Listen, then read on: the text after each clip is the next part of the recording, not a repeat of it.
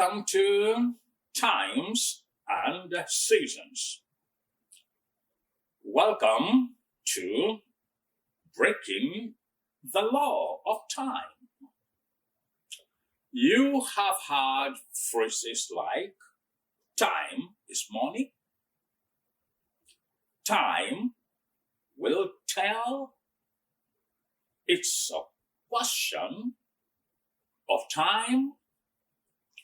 Now, by these reasonings, we have come to arrogate to time so much power and control over the matters of our lives.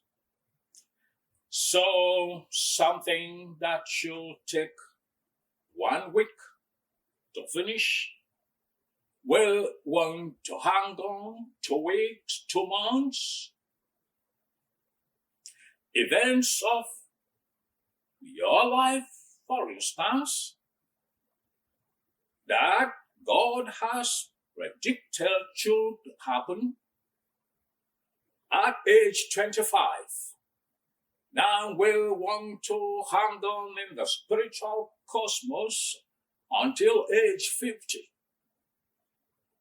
So time has become a dictator of the matters concerning our lives.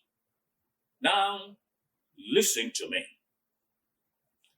Time was created by God. Time was a product of the 4th day of creation in Genesis chapter 1 and verse 14. God brought about the sun, the moon, and the stars, and they were for times and seasons. That was when time was introduced to earth. Time is a creation of God, like we are saying. In Psalms chapter 8 and verses 3 down to 6, the psalmist was saying, Lord, when I look at the heavens, the stars, the moon, and the sun that you have created, now what is a son of man that you have considered so much, honored so much, and glorified so much? You have put all that you have created under his watch, under his control, including time. As far back as the Old Testament, in Joshua chapter 10 and verse 13, the man called Joshua, he had an assignment from God to fight a war against the enemies of God, and time was against him. And we saw the man Joshua boldly taking a stand against time, halting the sun, halting the moon from their various movements that brings about time. And we were told that God hearkened to the voice of a man as never before, now taking authority over the sun, over the moon, over time. Now, that's a shadow of our dominion over time. What Joshua exercised that day is his authority over time created by God. And you and I have come to a better dispensation, the dispensation of grace. And God expects we can do much more, we can claim much more, we can get hold of much more.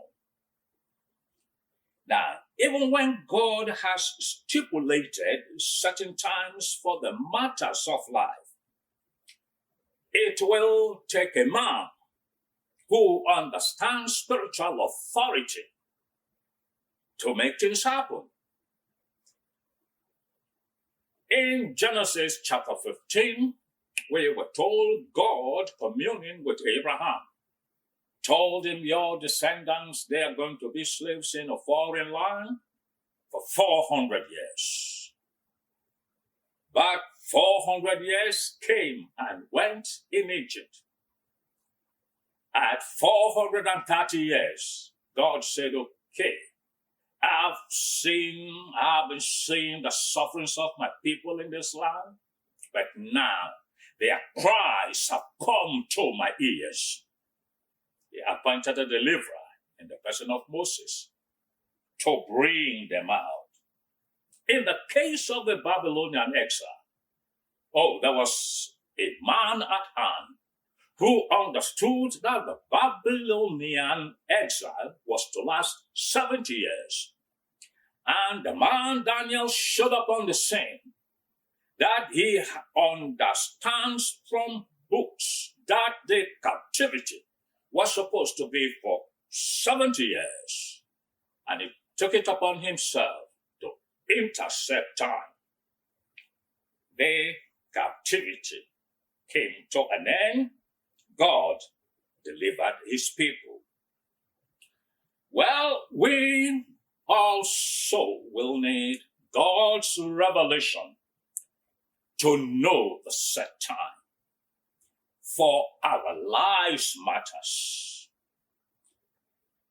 And when we perceive this set time, you may want to call it the due season. You may want to call it the fullness of time. We need to spiritually perceive when this time comes, no more time to waste. We must begin to call forth now those things that ought to be. When we call forth, time must surrender. Now, this is a responsibility that God leaves to you and I, our dominion, our authority over time. Time must not dominate us.